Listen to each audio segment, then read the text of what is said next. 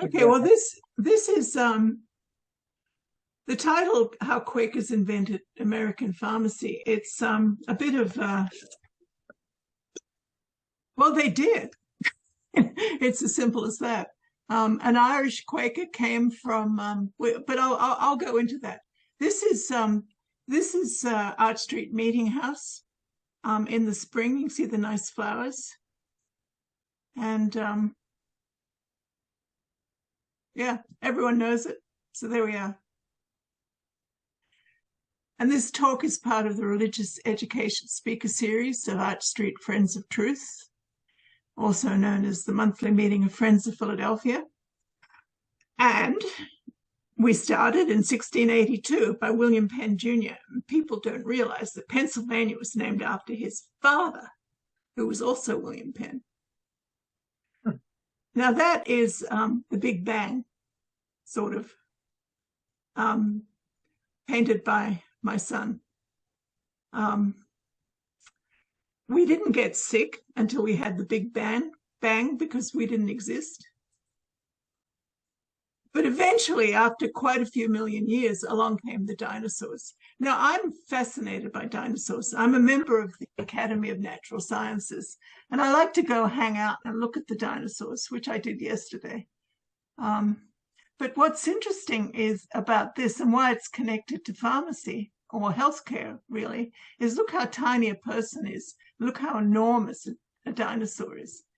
Now, what's interesting to me about this is you don't get to be this huge unless there's an enormous amount of food around. And it's interesting. Whenever I see pictures of dinosaurs, they're always in like a desert with a few little cacti or something. And that obviously is ridiculous. They were somewhere where there was an enormous amount of food. And when you have food, there we are. And this is a dinosaur now, which is a bird. The dinosaurs, once they vanished, we ended up with birds. And this is a bird at Cape May. He's lovely. Oh. So, what makes us sick? Why do we need pharmacists, apothecaries, physicians, nurses? The main reason is we have famine. And why do we have famine? You have famine because of wars, but also because you absolutely have no rain. And excuse my my drawings. I entertain myself immensely with these drawings. I don't. I hope you enjoy them. Cold, and this is a sheep with lots and lots of wool. That's another thing that makes you sick. Lack of sleep makes you sick. And predators, and there's all kinds of predators. Predators, of course, don't just include cats looking at goldfish, but also guns. There's a lot of ways you can get sick. And the human body can get sick by internally. Your genes are giving you cancer. The environment, you're breathing in things that give you all kinds of illnesses. Bacteria, viruses. There's all sorts of ways you can get sick.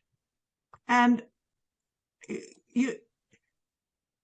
what is interesting to me about, and this is modeled on my cat, Sir Lancelot. Cats are very good at taking care of themselves. It's like they understand healthcare. He had this enormous boil on his abdomen last year, and I tried to get an appointment with a vet, but I couldn't for 2 weeks.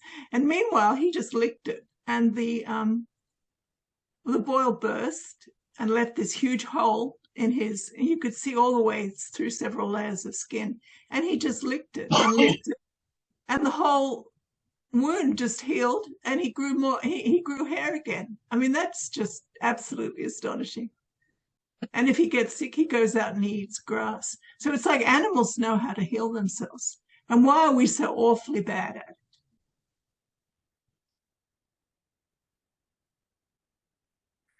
So this is ancient Greece, Olympia. Now, why I'm talking about ancient Greece is there were all kinds of healthcare in ancient Greece. And the ancient Greek doctors were supposed to be far better than the Roman doctors. So if you were in Rome and you were sick, you wanted a Greek doctor. And Aristotle saw himself as a physician. And if you've read the book of Aristotle, it's pretty scary. Now this is Asclepius, and you can see here the caduceus, or it's called this. Yeah, this is called the caduceus, with one snake, and two snakes are called the staff of Hermes. So he was the one that was supposed to be healing people, and you think, wow, pretty good. But Aristotle had, and the ancient Greeks had a theory that there were four. Here we are. There's the caduceus and the rod of Asclepius. Oh yeah. Before I get on to the four humors, there's all kinds of stories about the caduceus. One is that one snake killed another snake, and then the snake that was still alive did something to the dead snake and brought him back to life. And there's other kinds of stories too. I don't know. It's an odd thing. Apparently, physicians prefer the rod of Asclepius because there's only one snake, and the two snakes, the caduceus, that's also shared by commerce, and medicine should have nothing at all to do with commerce or something. That's why they don't use it. I thought, right, yeah, okay. Ancient Egypt too. They had all kinds of ways of potions, herbs, all sorts of things to try and cure things. What I'm saying so far is that at this stage, we're talking about antiquity, ancient Greece, Egypt. There is no difference between a pharmacist, apothecary, and a physician. They're all the same thing. There's like one group of people. And probably nurses as well. So they're all together. And if you get sick from any kind of diseases or wounds, they're the ones that they're the ones that are trying to find ways to cure you by growing things and applying poultices and some pretty bizarre things. So here we are. These are the four humors: phlegm, blood, black bile, and yellow bile. Maybe I've got it. And until Harvey in England in 1600s, this was the way people were healed in England too. I mean, this was the basis of medicine. You have to try and get the four humors in balance. So this was their holistic approach to taking care of people. This is pretty interesting.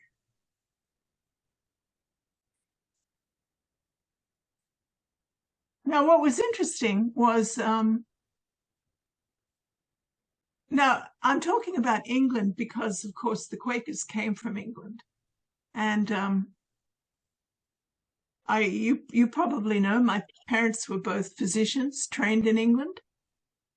So I grew up with a certain understanding of what medicine was, which I think I was wrong. But this picture here is the Royal College of Physicians, which was founded in 1518 by King Henry VIII. And it really didn't get going until 1550s. Now, what happened was in 1536 to 1541, King Henry got rid of all the healthcare in England. He sacked the monasteries. And the monasteries were all about education and healthcare, and they're growing things, everything you needed. And he just got rid of them because he was, I believe he was fighting France. He was fighting someone. Yeah, I think France. I don't know. This he was. The English were always fighting French. I mean, so that was part of it.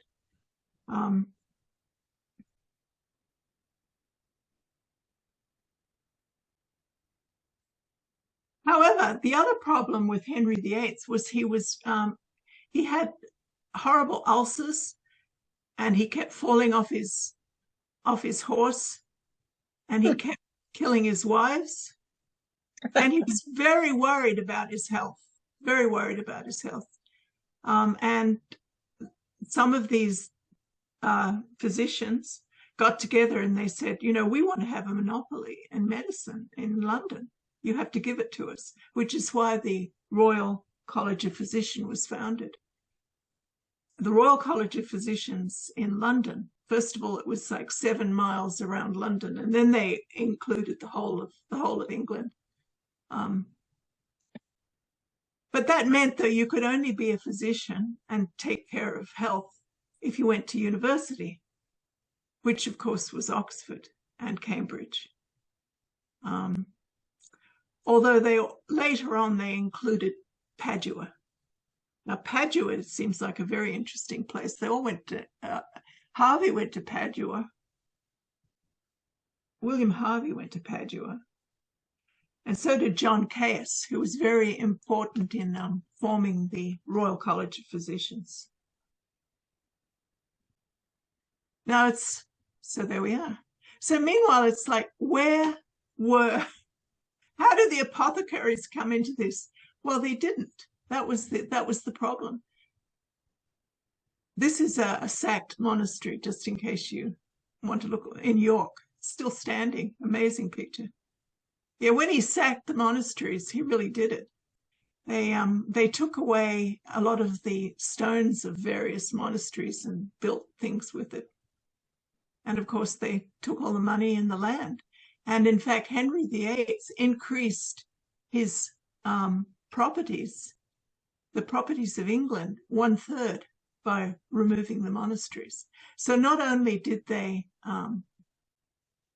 remove the possibility of healthcare and education, they also made themselves very rich. He made himself very rich. Now, this actually is a very interesting book. And this man here was a physician. I don't remember if he went to,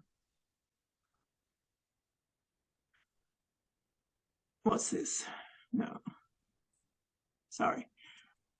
I don't remember if he went to Padua, but his book, I've downloaded a whole lot of books that you can, if you're interested in any of this part, you can find them all. Well, most of these are in Gutenberg. But Merritt wrote a book, which I don't know, can you see it? It's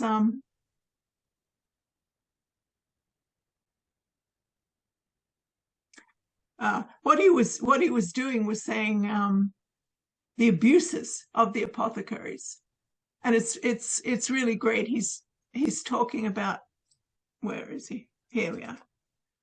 A short view of the frauds and abuses committed by apothecaries, because the physicians wanted the business. Apothecaries, now we're sort of getting into what the difference is between an apothecary and a physician. An apothecary was poor. They didn't go to university. Maybe they grew stuff in their backyards or something, and they compounded stuff. But they didn't have the same social status as the physicians. This is really nice.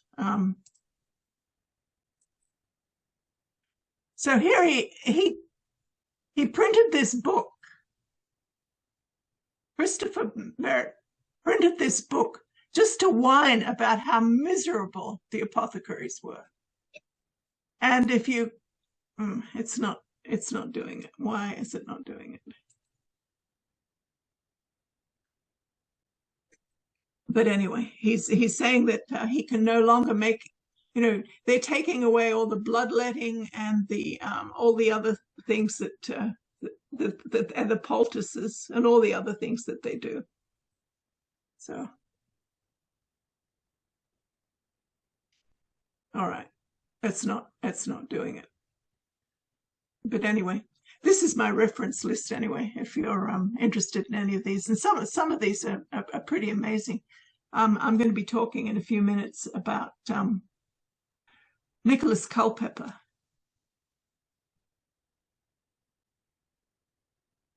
Which was a very influential book in the 1600s. But meanwhile, let's get back to the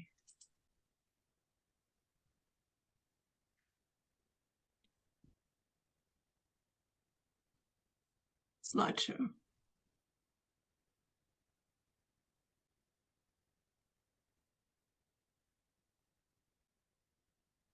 Okay. I'm going, sorry, I went backwards. I don't know how that happened. Sorry about that. Start from first slide. Okay. Here we are. You get to see them again.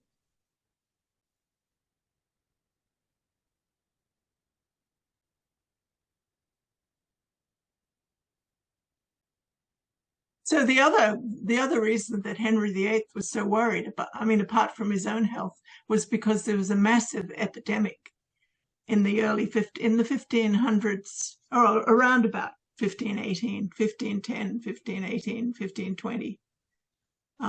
It went on, I believe, till the 1530s. 1551 was when it ended. It was called the sweating sickness. And people were getting sick and dying within 24, 36 hours. And what's interesting is I can't find any information about what the disease was. Some kind of rapid moving flu. I saw someone suggested it was a hantavirus, something to do with rats or mice or something. I don't know, but it was very scary. And perfectly healthy people were just dead within 24, 36 hours. So this was another reason that Henry VIII liked the idea of having a body that could be controlled and knew what they were doing.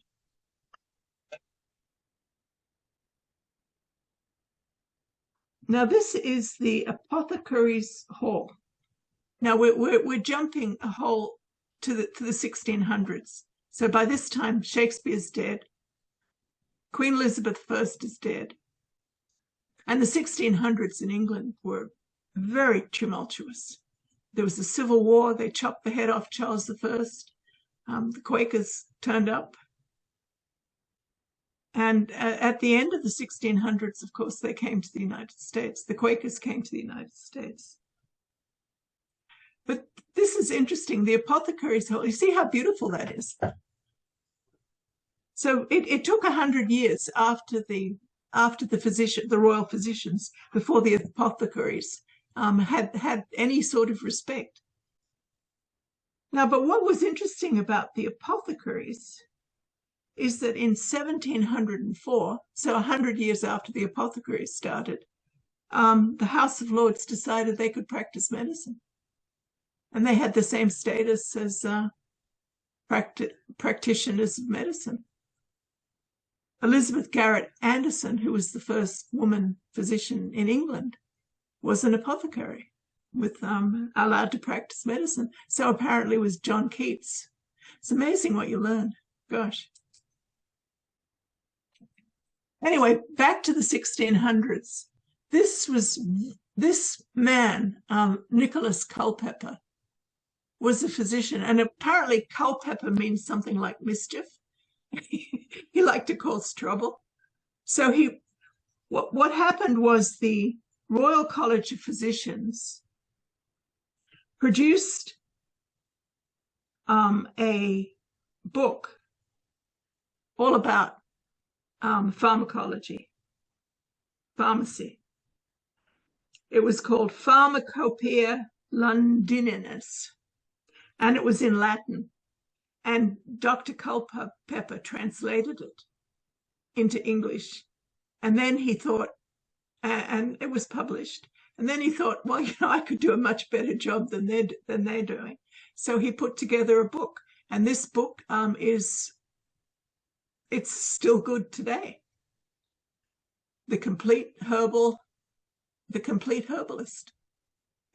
Herbal. And they're all there. It tells you what you use a herb for, what it cures, how not to use too much. So this is very nice. And I gave you the reference is right there. It's on Gutenberg. So you can download it and read it if you're interested. And the cover, I don't know how, when this cover was put on it, but it's rather gorgeous. Then we come to how did we come to the United States so early? Wait a second. Okay, sorry. No.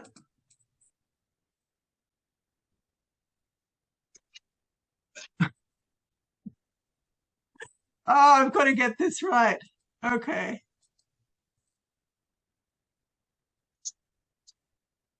The Food and Drug Administration in the United States was founded in 1906. So before then, we didn't have any government control of drugs, biologics, devices.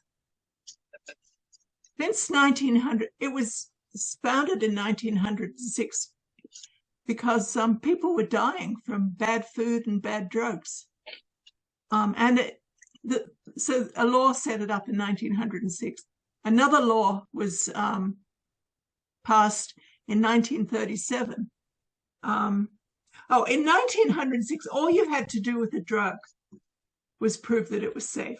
Food was another story. I mean, you had to prove that the food was clean and unadulterated, and nothing was added that wasn't told. But in 1936, there was an epidemic of flu, and a chemist in a drug company. Well, there were a whole lot of kids that were sick, and they wanted an elixir instead of a tablet. And a chemist in a drug company dissolved a whole lot of sulfanilamide in diethylene glycol and sent it out. And kids started drinking it and started dying. Now, the FDA very rapidly saw what was going on, and they pulled all the drugs that they could find. And within a year, they passed a law saying that not only did a drug have to work, it had to be safe. And then we come up to the 1950s and 60s with thalidomide. And thalidomide was not passed as a drug in the United States because of one pharmacist at the FDA who said, this is not safe. We will not accept the testimony of doctors saying that it's safe for morning sickness. And it was a massive catastrophe in Australia and in England. My mother, at the end of her career, she was working in Veterans Affairs in Australia, and she was doing prosthetics and making sure everyone could walk. And so she had a lot of thalidomide babies that she was putting limbs on. And I just remember her coming home just delighted, thrilled, so excited. She'd put legs on this little thalidomide boy, and he'd walked for the first time, and he was so excited. It was just lovely. So that's the FDA. Now I'm getting ahead of myself, but that's how the FDA makes sure that regulates the drugs, but they don't regulate pharmacists. That's a different thing altogether. I have not been able to find out when pharmacist started being used as a term. I don't know if anyone knows that. Now, this is Arch Street Meeting House again, and look at these great big walls. And we were told that the walls were so high because during the yellow fever epidemic, people were throwing bodies over the walls because the Arch Street Meeting was a burial ground. So they were throwing bodies over the wall for people to bury them. It was a general burial ground, but it was still under the care of Quakers. And so the Quakers just built the walls higher. Yeah. How about that? But yellow fever was a huge issue in the United States, and I know quite a bit about yellow fever, but I'm not really going to talk about it now. It changed a lot of practice in Philadelphia, the way things were practiced. So now we go back to my topic. American pharmacists, American Quakers inventing pharmacy. Well, here we have someone called Christopher Marshall. And Christopher Marshall was from Dublin, and he was an apothecary in Dublin, and he came to Philadelphia, and he set up a shop. And he's actually a very interesting man. I mean, he didn't just set up a shop. He was very interested in training people. He was one of the signatories. No, he wasn't. His son was. So he started a whole tree of pharmacists as well. His granddaughter was the second female pharmacist in the United States. It's confusing what's a pharmacist and what's an apothecary. An apothecary could be anyone who's growing things and compounding things, and they don't have to go to university. That was the thing. Now, Christopher was very interested in everything being done right. He wasn't a snake oil salesman. He took his work very, very seriously. And his son was one of the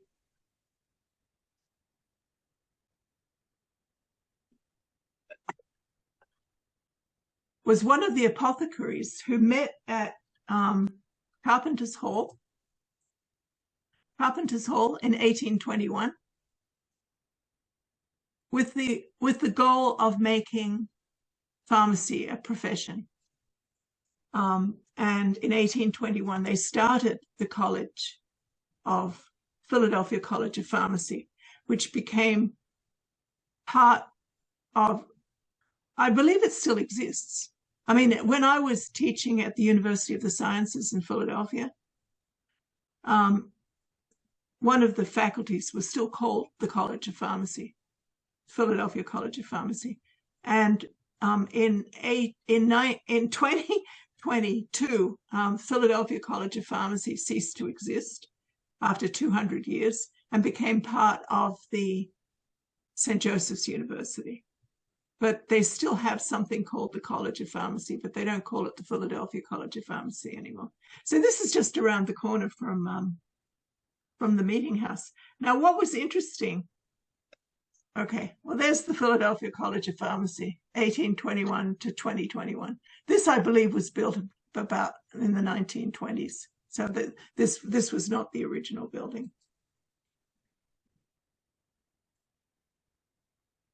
I'm going backwards. Why is it doing this? Sorry about this. Sorry.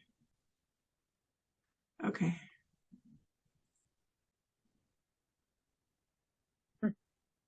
Just having troubles.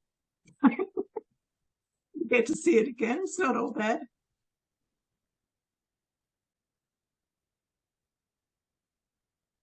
Now, what's interesting is in 1821, all these apothecaries decided to invent, they were Quaker. That was the issue. They were Quakers. Christopher Marshall was a Quaker. His son was a Quaker. His grandchildren were Quakers. There was a very strong Quaker influence in the Philadelphia College of Pharmacy, which is interesting because, as I said, the rich people became physicians and the poorer people became apothecaries. And a lot of the Quakers were, of course, farmers, so it made sense. Now, 1820, the U.S. Pharmacopoeia was formed by 11 physicians who met together in Washington with the goal of having a continuing document saying what needs to be in every drug. And they still do that today. It's a non-profit institute. It's not government. And they see themselves as the third part, keeping everyone safe, everyone's health safe. But you can see these were physicians. And I remember hearing that the University of Pennsylvania really wanted to take control of the pharmacists. Because, of course, I mean, if you look in West Philadelphia, University of Pennsylvania, very close to the Philadelphia College of Pharmacy. And they wanted to take it over and tell the pharmacists what to do and the apothecaries what to do. And the apothecaries did not want to be told what to do by a bunch of physicians. So I think this had a huge effect on the apothecaries getting started, deciding, okay, we're going to have our own university. Doing it again. It's going backwards. Okay. Now, this is interesting. The pharmacologia, fellow of the Royal College of Physicians of London. So this, in England, I'm not sure when the pharmacists, well, I mean, we already know the College of Pharmacy was, the College of Apothecaries was founded in 1617, and they were able to practice medicine, but they didn't stop fighting. But look at this pharmacologia in Latin, 1831. Yes. So what happened was, once the College of Pharmacy started in 1821, there was an enormous output of papers and books. The Journal of Pharmacy was started in 1825. I found some of the original journals. The American Journal of Pharmacy, I think, I can't remember what it's called. It's called something like that. But the race was on. And then along came, oh yes, at the same time, I mean, here we have this fight between pharmacy and pharmacists and physicians, drugs and diagnosis. And along comes Florence Nightingale, who's decided, look at her, you can see she thinks you're an idiot. She thought everyone was an idiot, and we probably were compared with her. She was born in 1820, so right at the time of the College of Pharmacy in the United States. The Crimean War was in 1864. And she was invited to go and take care of the wounded in the Crimean War by the Secretary of the Army. She was very well connected. And she'd already gone to Germany and France to train as a nurse. She got all her anatomy by being born into a very wealthy family and spending a lot of time in the museums of Rome, of Italy and France and Germany. That's why she's called Florence, because she was born in Italy, in Firenze.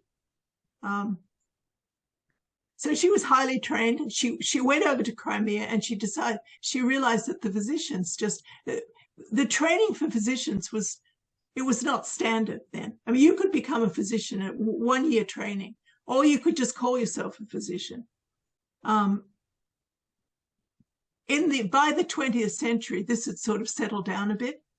But she decided, when she was starting nursing in England, she just thought that medicine was an absolute disaster. So she was very interested in her training. My father went to medical school at St. Thomas's Hospital, which was part of the University of London. St. Thomas's Hospital in England, in London, which is right across the Thames River from the Houses of Parliament.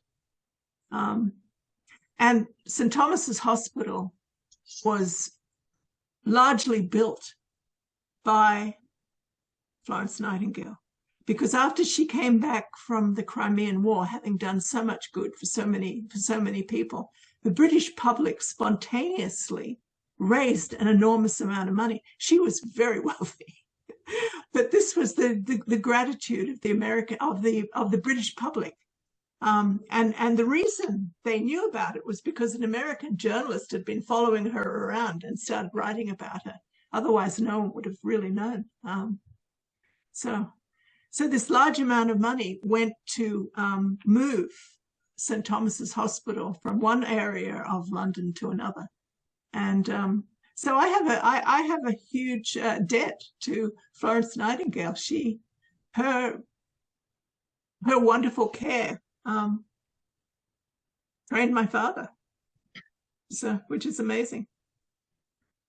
Anyway, she was offered a medical degree on the basis of her training nurses, writing. She wrote an enormous amount, but she was very concerned in her training of the nurses that they understood medicines, and they understood food and air and light and sleep, all of the things that we know about now.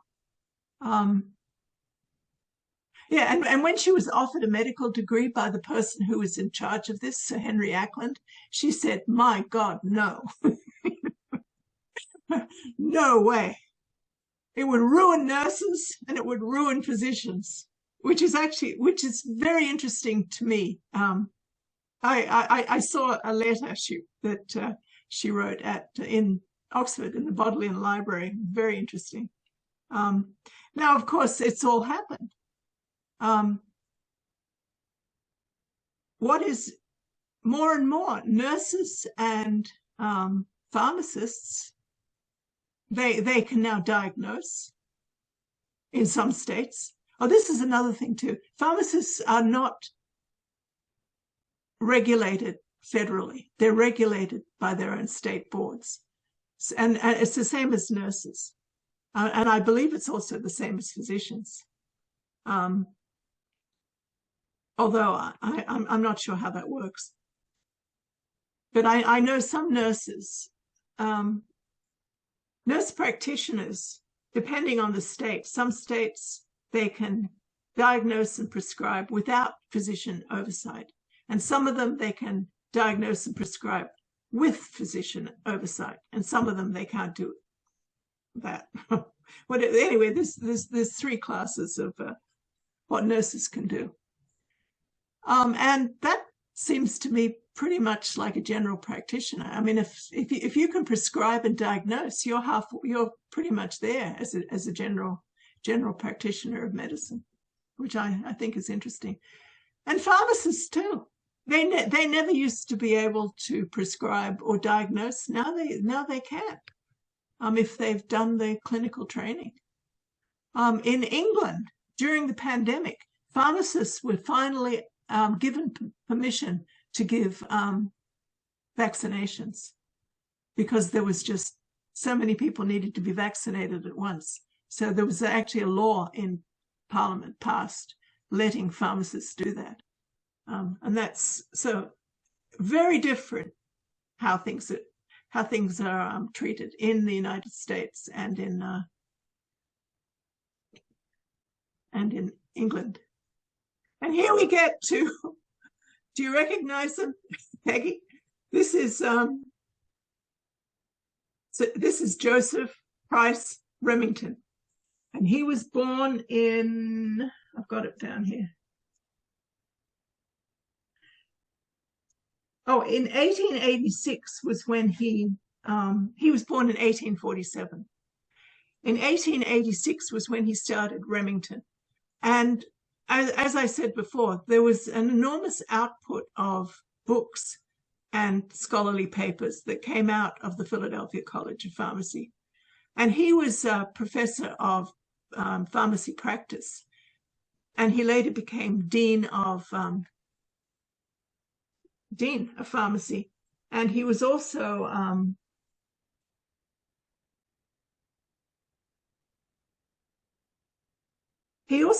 was president for a while of the International Pharmacy Association, whatever that was.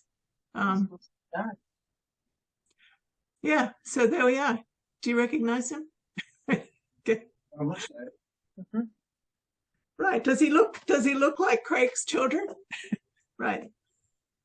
Craig's children are great-grandchildren, great-great-grandchildren. Yep, 3 greats. 3 greats. Okay. Well, that's okay. That counts. That's good. Oh, yes. That counts. That's great. That's the So- best picture I've seen of him ever. Is that right? Yeah. It wasn't. I see. Someone really liked him when they put together that picture. Yep. Well, it's just really nice. Look at the light in his eyes. It's just very nice. So the last copy of Remington was, you can see it's the 23rd edition, was in 2021 for the 200th anniversary of the University of the Sciences, which actually wasn't. It was the Philadelphia College of Pharmacy was really what the 200th anniversary was for. Yeah. It only became University of the Sciences after they bought Briars. They brought University of the Sciences was in West Philadelphia, and Philadelphia College of Pharmacy doubled the size when they became University of the Sciences because they bought Briars ice cream. That plot. Oh, I didn't know that. Yeah. The old pharmacists used to talk about how great it was, when they were studying and they were able to go and get free ice cream any time they liked. And That was the only ice cream allowed in my house growing up. is that right? Why is that? Because Briars was the only ice cream my father would eat. That's interesting. I wonder if there's a Quaker background to Briar's ice cream too. It's interesting because then anytime I start looking at anything in Philadelphia, I start seeing Quaker roots. I live on Redmond Avenue, and I've lived here, my house that I've lived in for 40 years. And Thomas Redmond was a pharmacist in Haddonfield. So, I mean, a Quaker pharmacist. And I showed you the pictures of the dinosaurs. The first complete skeleton in the United States came from a Quaker farm in Haddonfield. Wow. Yeah. Oh, that's it.